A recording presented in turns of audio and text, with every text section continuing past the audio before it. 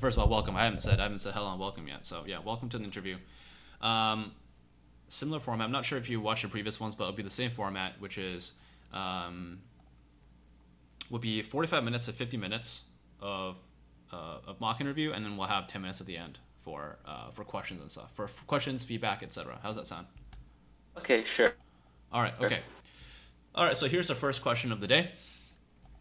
This question is called the lowest common ancestor in a binary tree. Okay, so the prompt description is you are given a binary search tree. Okay, and I'll paste. Oh, by the way, is Python your preferred language? Yeah, yeah. Okay, so this is your definition of a node in our binary tree today. It's a binary search tree. Okay, and all the node values are unique. Okay, Okay. and then you are also given two references to nodes, P and Q. All right, P and Q can be any node in the entire tree, and you are to return the node corresponding to the lowest common ancestor of the two. Hold on, what is Q? Oh, wait, P hold on. and The lowest common ancestor. no, P and Q are two different nodes in the tree. Yeah, so basically, like, okay, the lowest common ancestor. So basically we had to, could you give me what, could you just, like, give me wait, hold on. But they don't, but the node don't tell you the parent. Well, you're given the root, right? Oh, okay, I am given, oh yeah, could you just, like, give me the function definition of the inputs, like they do in Leetcode? Um, I can give that to you. Okay, yeah, thank you. Hold on. Okay. Well, first off, we need to find both of them.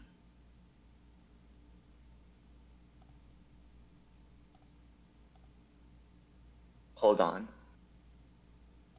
The lowest common ancestor, if it's a binary search tree, the left is the value. The left value of the node is lower than the value, and then the right value is higher. So given two nodes, the common ancestor has to be something that's a midpoint between those two. So we could write a helper function that said that, for example, is possible ancestor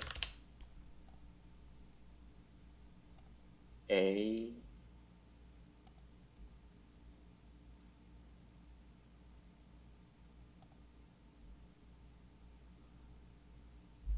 and then return a dot that.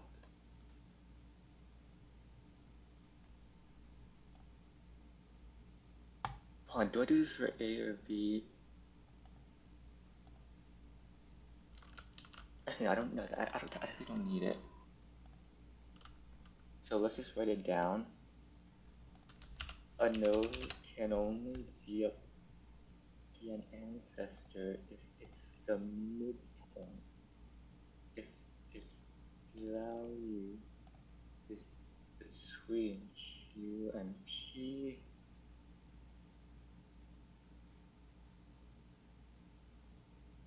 Oh, hold on. We can do two binaries, two depth first search to basically find. No, yeah, we could just basically do two binary searches to find both P and Q, get its path, and then find which one is the nearest. So we can have a data structure called, do I either return a value or the actual reference of the tree node class? Say again. Do I have to return the value or the actual class of the The actual common ancestor? reference. The reference.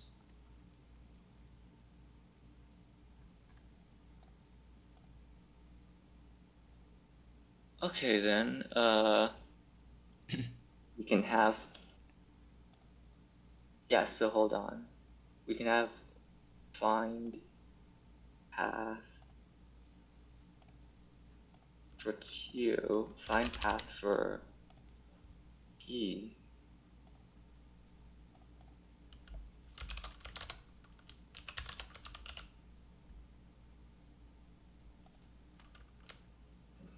so basically we get the current one, and then we could just recursively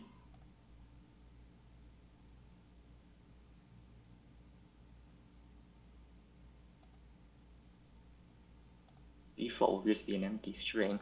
That could be the path, and then what I could do is if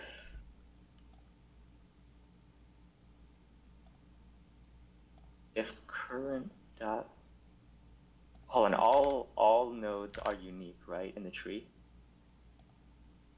Yeah. Okay, if current val equals p dot val, no, I don't need to include it. Else return find path for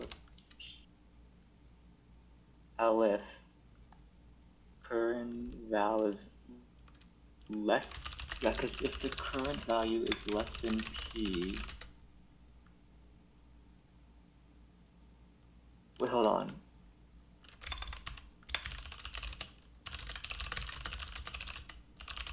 Yeah, if the current value is less than p, you go to the right one.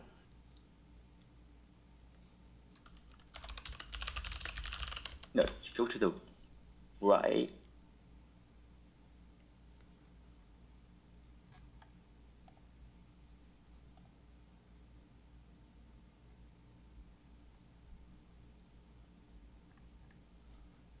And then if the current value is greater, then you have to go down, which would be left.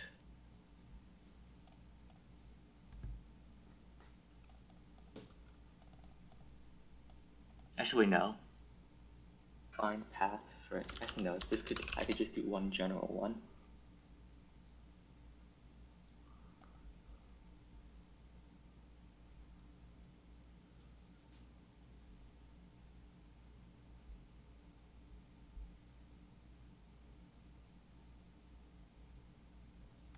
Find path for node.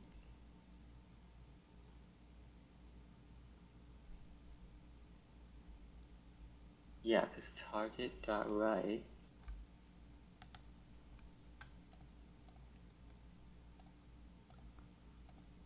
And then if I'm given two lists, I can iterate through them. I can iterate through them, and the second it diverges, then okay. Path for p equals find path for node. The target would be p path for q equals find a q.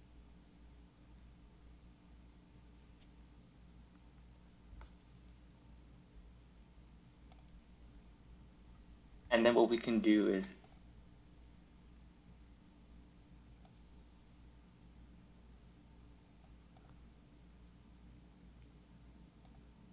iterate through the shortest one.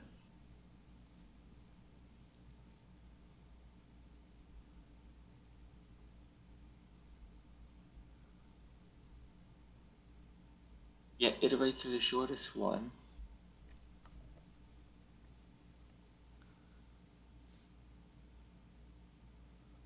Actually, no, we don't need to start the root. This is guaranteed to be out.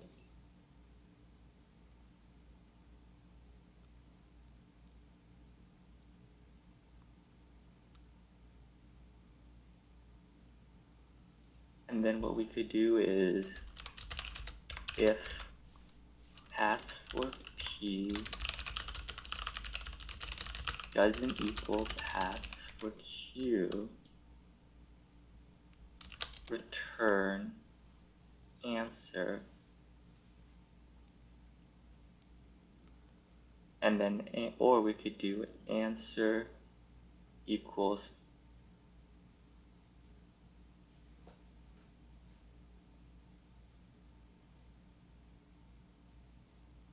that should be right. So if I'm given, yeah, so we get the path, we return it,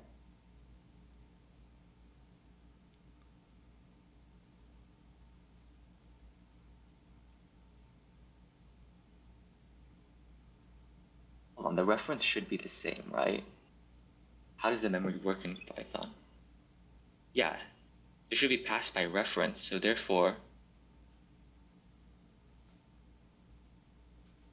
I'm just not okay, just to be sure, in case there's some memory referencing issue with classes that I forgot the quirk of in Python. Yeah, I don't think I'm missing anything. Yeah, I think this should be the answer. How can I test it? We just run it? No, we won't be running this today. I'm too lazy to set that up. But I want you to convince me that's correct. So why do you think it's correct? Well, the intuition behind my answer is to find the lowest common ancestor, we first need to find the path from the root to the respective P and Q node, Mm-hmm.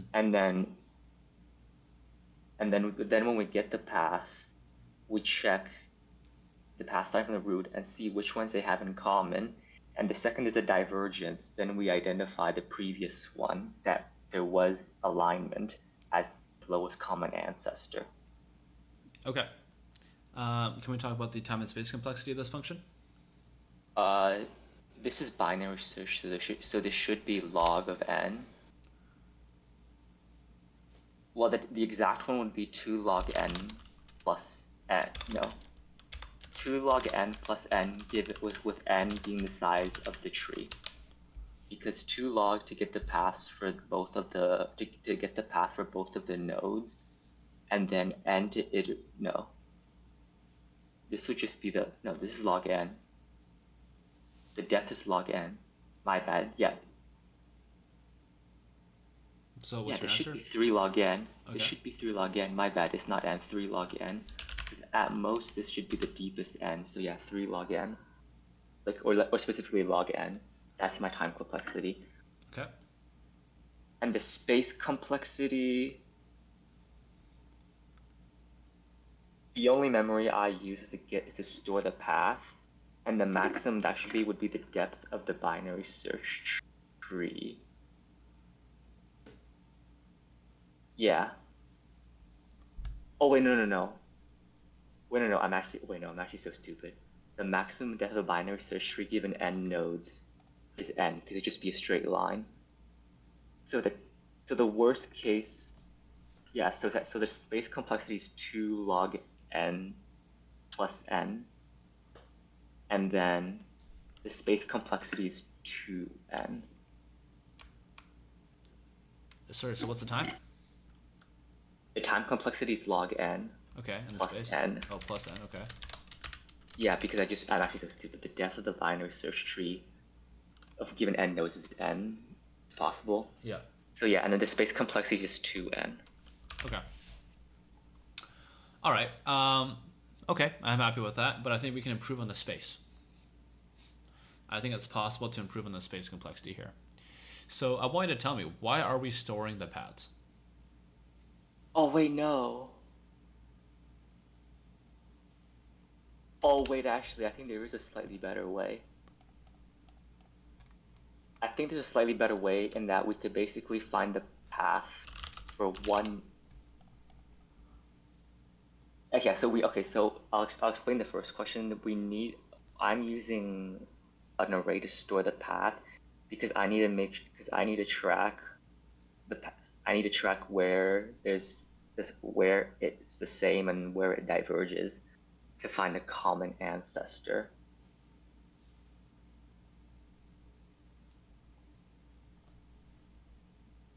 And then I just realized there is a way to improve it. What I could do is basically traverse to find the node for only one of them. Is to basically traverse to find the node for one of them, get its path, traverse using the path, and then see at which point is the path for one of them diverges. That's one optimization. What would the resulting complexities be for that optimization? The resulting complexity would just be 1 log n. Okay. Wait, hold on. Yeah. plus, yeah, 1 log n plus m with m given how long the path is for one of the nodes. Yeah, that's one optimization technique I could think of now that I think about it. Okay, but we're still storing a path. Why are we storing a path? This is still the fun with the question. Okay, is there a way to do it without?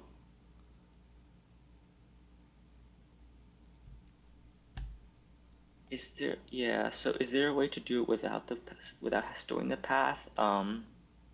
Let's think.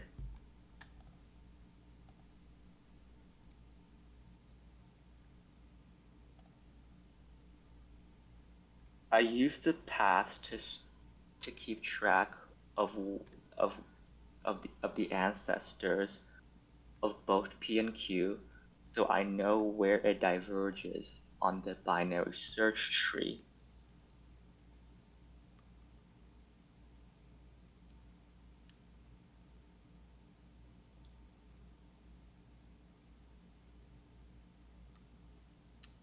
How else can you know if it diverges in a binary search tree?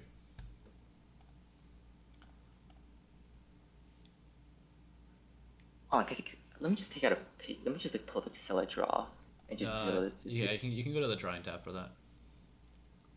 Wait, there's a drawing tab? Okay, yeah. Oh no, where's the circle? You can just use a pen. It's okay. It's like you don't have to actually draw the circles.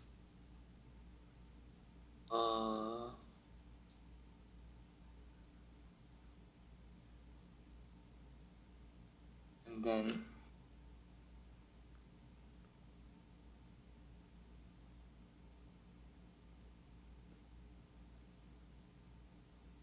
yeah.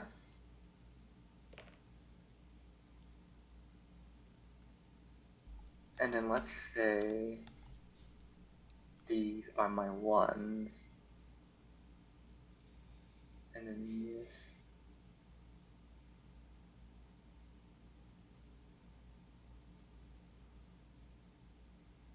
Could I tell just when I traverse, can I just tell by the value?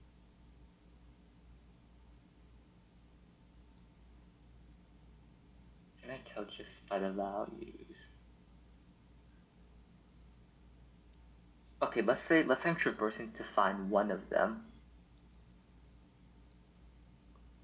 When I go here, let's say I'm traversing to find one of them. And then if I'm already here, is there a way to know that there's a divergence? Because we know, okay, so we know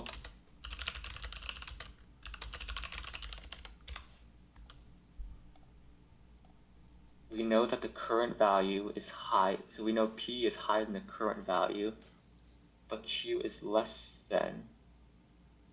But then the parent, oh, because Q is less than the parent. Wait, hold on. If P is, if I'm on node X, we know for sure it's an ancestor of P. Let's see. So how can we know Y is an ancestor of Q and P, but X is only an ancestor of P? Q is less than Y.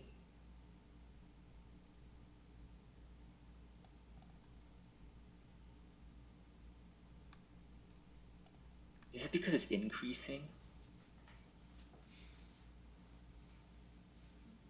So just to be clear here, what is the correct answer in this example?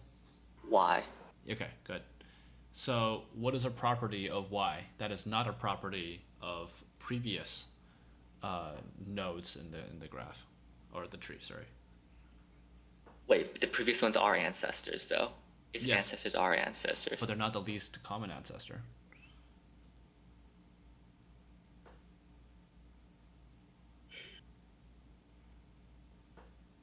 the furthest from the root. It is furthest from the root. What do you mean by that? It is the furthest ancestor from the root. Is that what you mean? Like it's the deepest from the root. Yeah, it's the deepest in the tree. Yes, that is a definition of the lowest common ancestor. That is a definition, correct?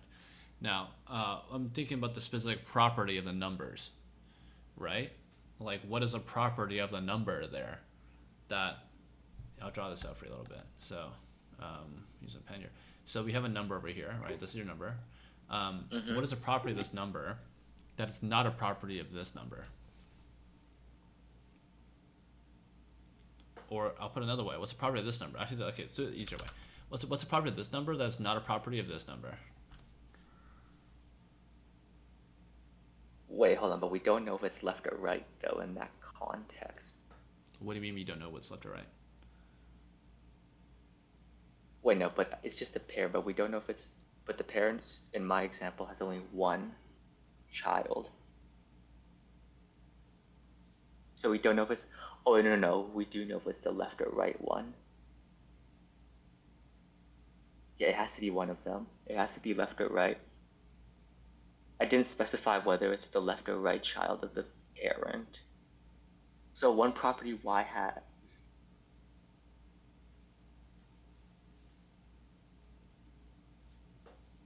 Maybe we can think about this as intervals. So let's come over here. So let's call this A. Yeah. So we have Q, A, P, and there's two symbols here. The symbols can be less than or greater than. I don't want you to fill that in. Okay. So there's four questions for you here. Please fill that in.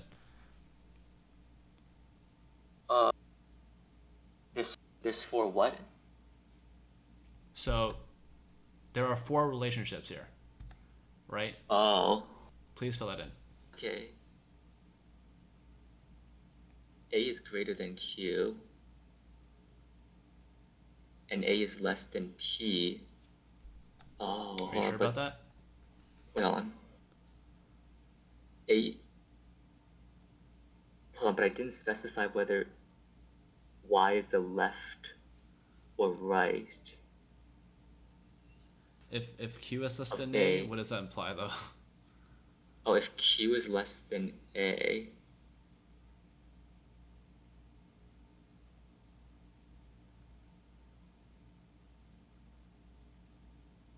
Wait, hold on. Because I know, Y for sure is diff. So we're assuming that Y is a left subtree here. Is that the assumption? Because you said Q is less than A. Yeah, sure. Let's just assume Y is a left one. Well, hold on. We don't have to assume it. I'm just saying, if you put less than over here, this must be the left subtree. Wait, A cannot be bigger than, or A cannot be less than Q if it's in the left subtree. Like, this is a binary search tree, right? This is a binary search tree? Okay, just so we're on the same page. Okay, so Y is a left subtree. Yeah, so that and means so Y A is bigger than every value in the left subtree. Right? Yeah. Okay, just to make sure you're convinced. So A is bigger than P, correct? Oh, yeah, my bad, yeah. Okay. Yeah, okay, I agree. Okay. So what are we noticing here? So what is a property?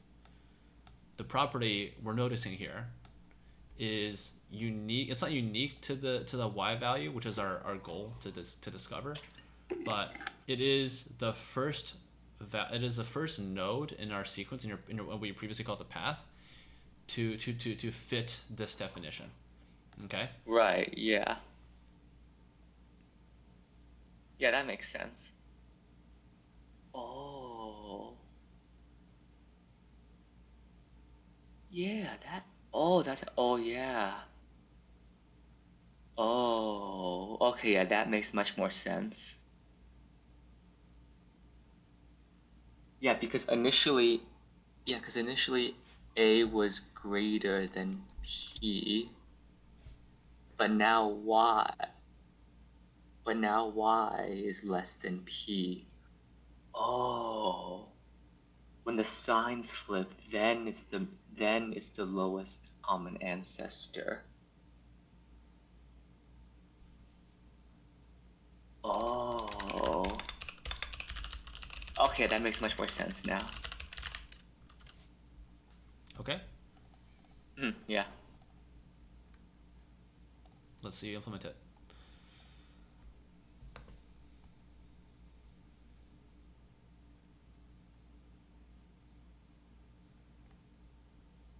I think it has to be recursive.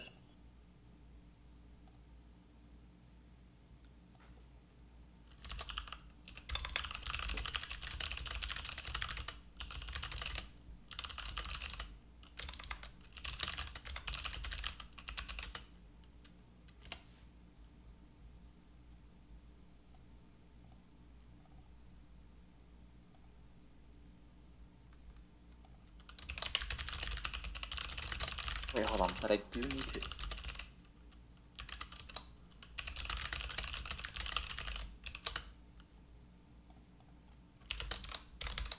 Wait, no. I don't need to know which one. What I could basically do is... Wait, hold on, but how do I know when to go left or right?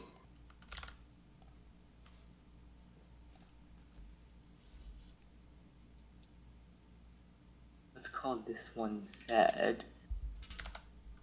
The properties of Z is that... Yeah, the properties of Z... It's greater than P and greater than Q.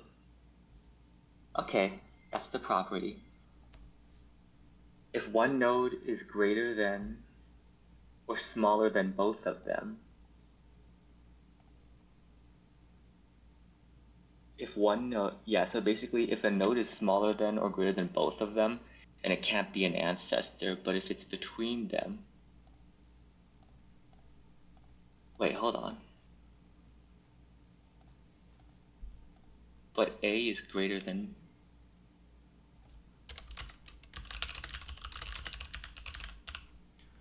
So the specific property we're looking for here is we're looking for the first node, which is between P and Q. Yeah. Oh, okay, the first one that's between. Okay.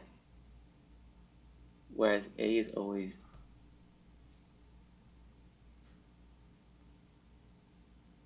Okay, so our algorithm will know to pick Y.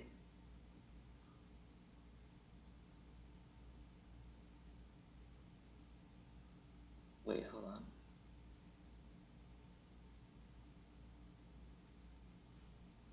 Wait, hold on. But that's only because it's...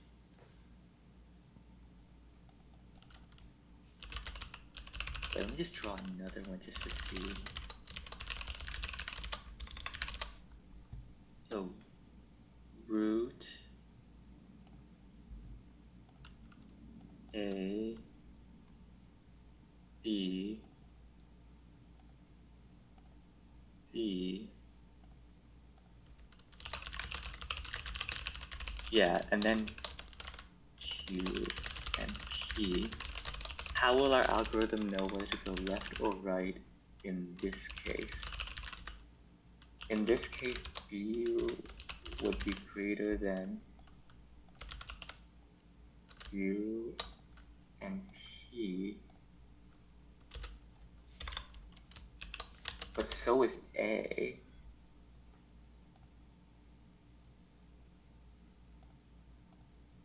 But so is A. Oh, I know, but so is A, so we choose the...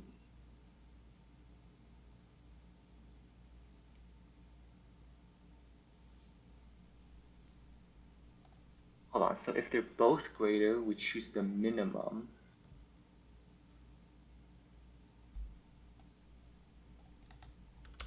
Wait, so if we... No, because if they're both greater, we go...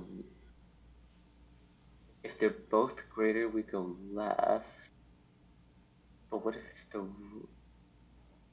but what if it's the right of A?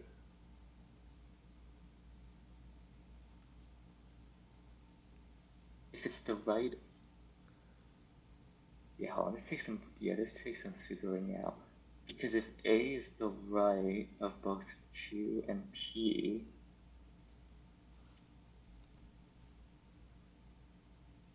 that means A is less than P and Q. When we have these ones. Hold on. Say that again. If in this case you're saying, so in this case you're saying, right? Yeah. So when it's right. So Yeah. A This is when it's is yeah. This so when it's left. so in this case A is greater than P. When it's the left. When it's left. That's what I wrote here, I think. Yeah. Well, what's this supposed to be? I'm just writing the scenario when it's actually the right child, because then the inequalities change. Right. Yes. Yeah. That means A is smaller.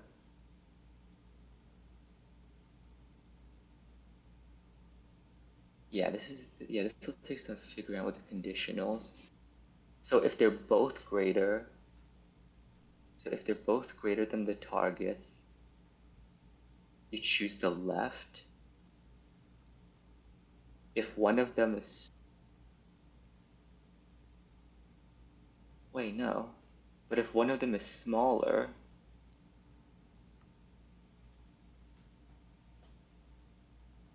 Okay.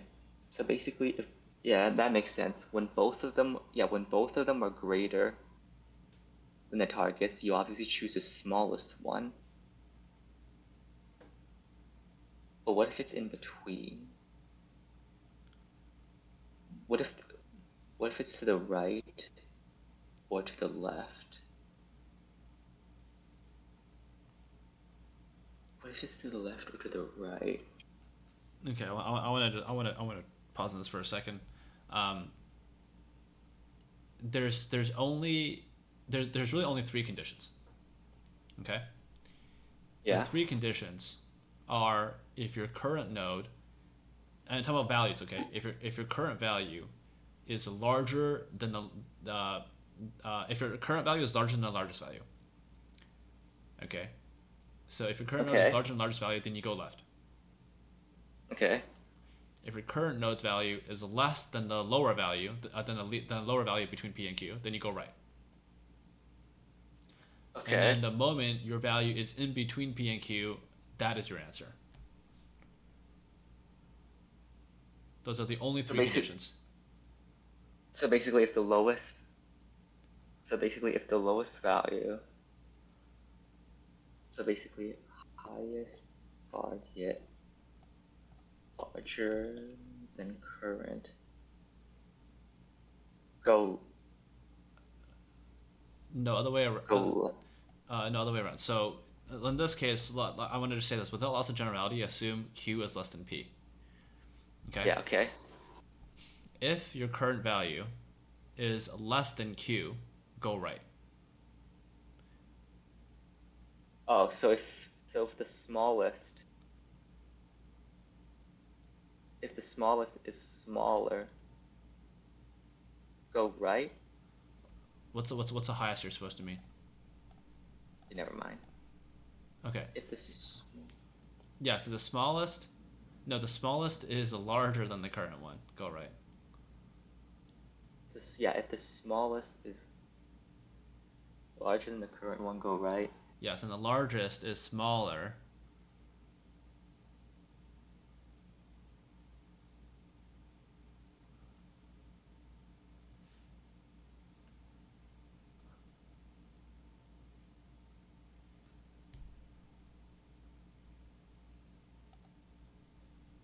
Okay, yeah, so... Right, so let me just, so let's draw this out. Right? We're basically saying, hey, we're trying to traverse our current node through the tree. Mm-hmm. Right, so I'm looking at the drawing pad here. So, in this case, we have Q and P over here, which makes sense.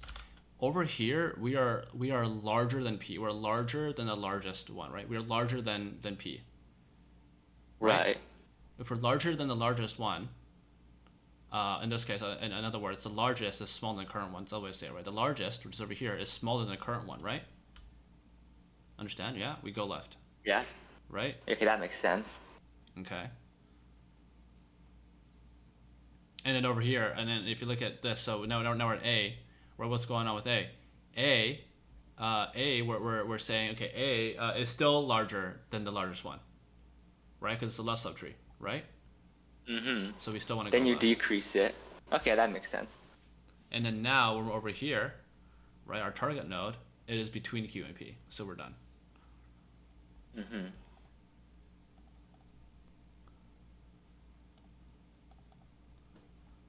So if current.val. No, it's unique. So if current.val is smaller than min of Q, P dot value of tree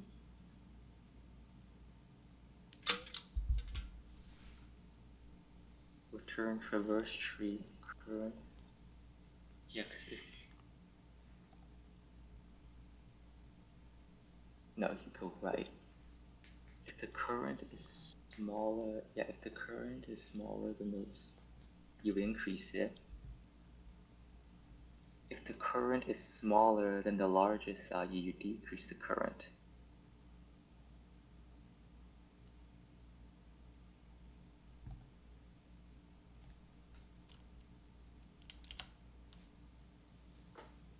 You decrease it, else you return the current one. Yeah, that should be the answer. Okay. So what is the time and space in this case? Log n time complexity, and this, and then the space complexity is O of 1. Of whatever the size of the tree is. Can you repeat that? It's whatever The the space size. complexity was whatever the size of the tree is. Okay, and why is Nothing that? more. Because because the tree is stored into memory, but my algorithm doesn't take additional memory. So the overall space is? Just O of 1 then, if you don't O1? include the tree. Yeah, if you don't include the tree, just O If you of don't 1. include the tree, it's O1. Okay. So you are using a recursive algorithm. Mm-hmm. Okay. What is a property of recursive algorithms that use space complexity?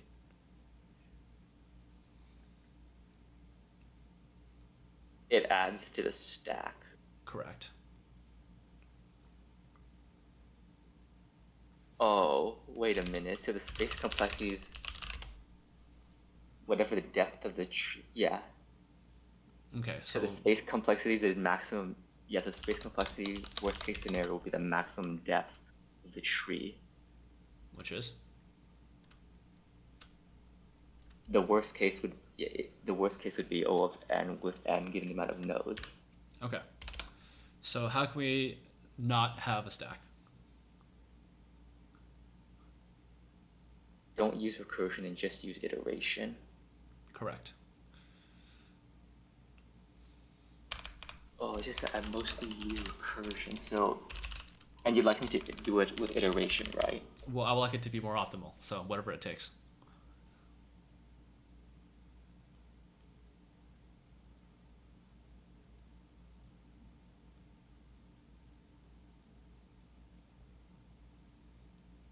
Yeah, you know what? While answer.val... You know what, let's just not overcomplicate ourselves.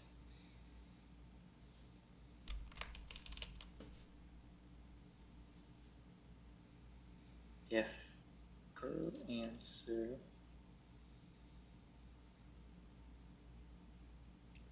dot val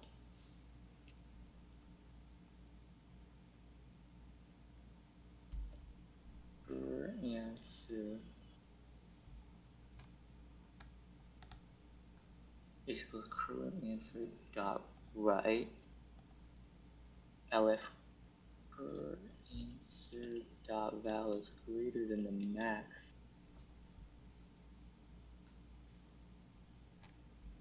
Current answer equals current answer dot left. Else just return current answer.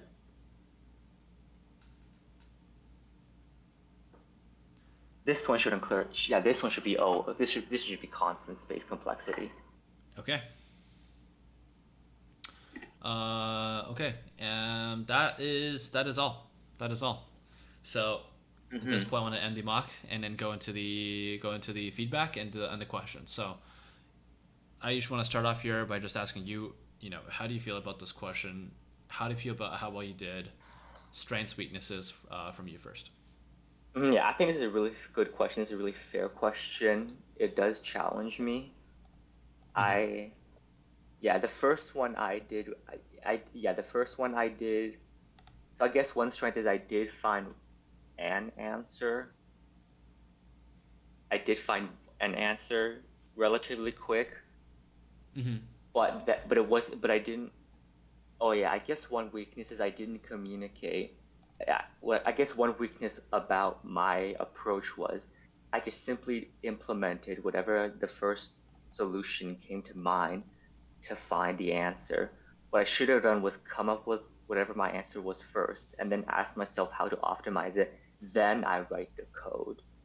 And then, yeah, instead of writing the code of the first answer that came to mind, what I should Mm-hmm. have done was write the code, was think more deeply Mm-hmm. on how I could further optimize it. The first one, my answer was about double the time complexity of the most optimal solution. The second most optimal answer I feel was the second answer. Yeah, the second answer was a lot better, was a lot closer to the most optimal solution. Mm-hmm. But I guess one weakness of me was that I couldn't figure out the intuition behind the most optimal answer. And I definitely did needed a hint from you on the conditions of the traversal. Yep. Yep. Yeah, I think that's pretty well in line with a lot of the stuff I was thinking along the way. Right, same things, which is you had an idea, right, and it worked, and Mm-hmm. that's fine and all, right. That's step one. So you're at step one. That's good, right? And then of course the hard part is well, everybody gets to step one. The real challenge begins after that, right? And Mm-hmm. like you said, that's where it kind of fell apart a little bit, right? I will give just a tip just right off the rip here, okay? You actually recognize yourself that there's some conditional stuff going on here. Right? You said conditions of the traversal. I like that term. Okay. Whenever you find yourself thinking about these conditions and you don't have a clear answer, I recommend you just immediately start drawing it out, drawing out a table, thinking about all the different conditions. Because if you think about it, and I think you actually understood this relatively early on as well, is that there are actually only four conditions, even if you take all the permutations, right? The current node is either to the left or right of the smallest node, and it's either to the left or right of the largest node. That's four possibilities at any given point, right? Mm-hmm. If you think to yourself, "Oh, there's only four," your first thing to do is you should just immediately, draw it out, and then Right. from there you will quickly realize because it's a binary search tree, there's actually only three conditions, which is you're either to the left of the smallest one, between them, or to the right of the largest one. There's only three conditions. So Yeah. I think if you just jump down the drawing a little bit more, jump down the drawing the table out, that would have helped you a lot in this case. Okay, because Mm-hmm. it's not that you're Yeah. stupid. It's not that you couldn't figure it out. It's that you couldn't figure out how to get started. That was the issue. Okay. Yeah. Yeah. I So see. as a strategy, and this is not just for tree problems, obviously. I mean, in general, just as a strategy, whenever you see that there's not that many different possibilities, not that many states, we call it, right? Just start drawing that out, and that's gonna help you a lot in the long term. Because even if you don't, in the worst case, the interviewer can step in and say, hey, in your current situation, this is what's going on, blah yada yada, right? That helped us in our case as well, right? When we had the drawing open and you drew your second one, I was able to step in there, right? So yeah, although that would be considered like as a pretty major hint given to you, that is still better than not getting a hint and not solving the problem. So I would say, hey, lean on the side of just doing something, drawing something out. That's gonna help you a lot more, just in general. So once you got there, you kind of Yeah. got the problem pretty quick. But of course, yeah, you did need a couple of hints to kind of get there in the first place. Yeah. I did also want to comment a little bit about want to comment a little bit about some of the earlier things in the session.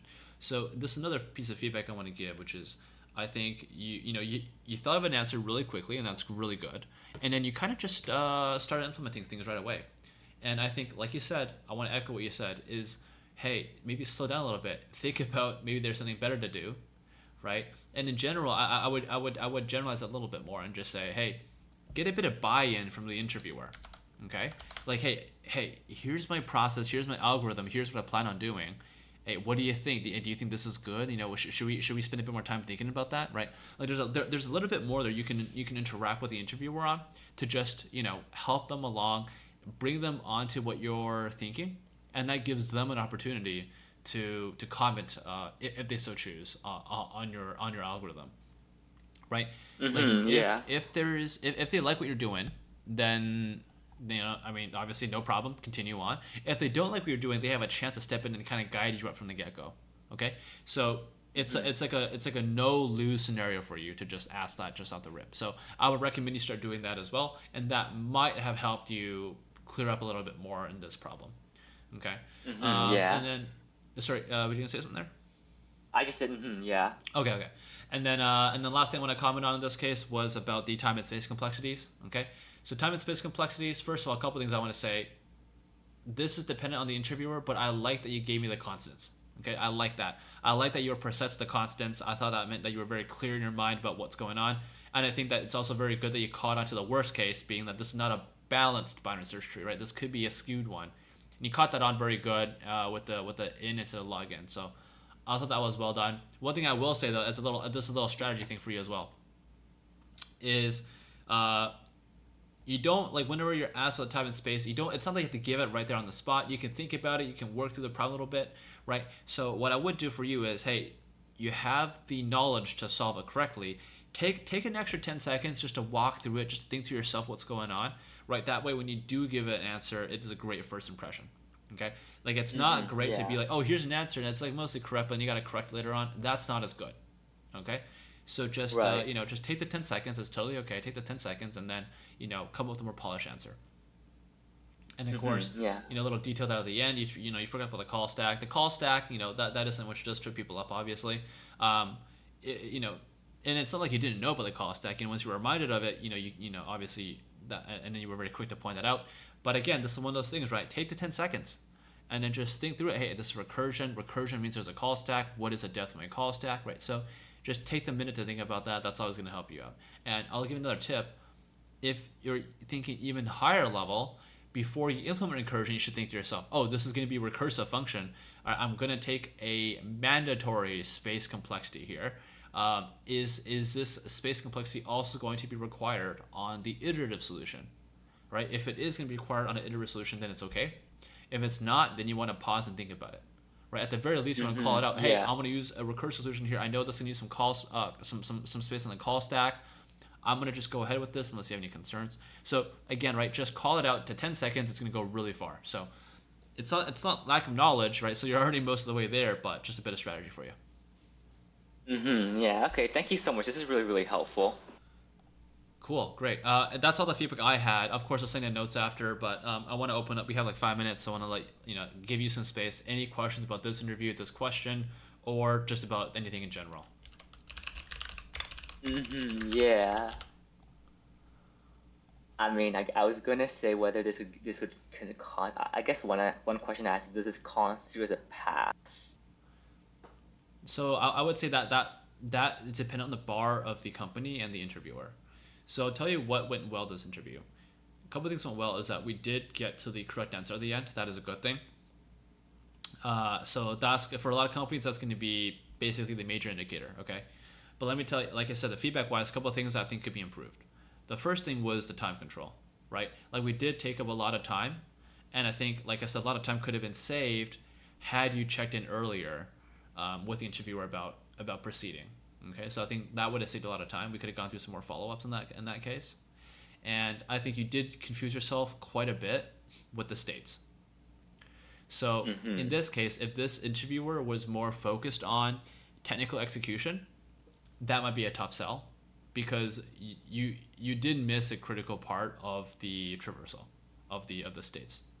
Now, on the other hand, The if this conditions, right? the conditions correct, yes. Yeah. If on the other hand the interviewer was more concerned about technical communication and let's say teamwork, that might be a bit of an easier sell depending on what they were looking for specifically. For example, you were quite receptive to the hints, right? You took the hints well. You were thinking about them. Now, I would have liked you to have taken the hints further. In this case, in this problem, I gave 3 hints.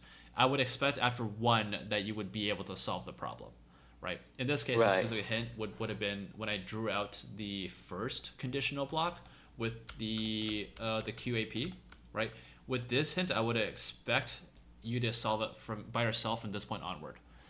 Right, but you took 2 more hints, Mm-hmm. so that might have been, depending on some interviewers, they might view that as a negative. But I think Yeah. on the whole, this would have been a bit easier sell on the communication aspect than it would be on the technical execution part, if that makes sense. Mm-hmm. Yeah. Okay, thank you so much. Okay, if there's nothing else, then we'll call it here. Yeah, okay, thank you. Thank you very much. Take care. Bye.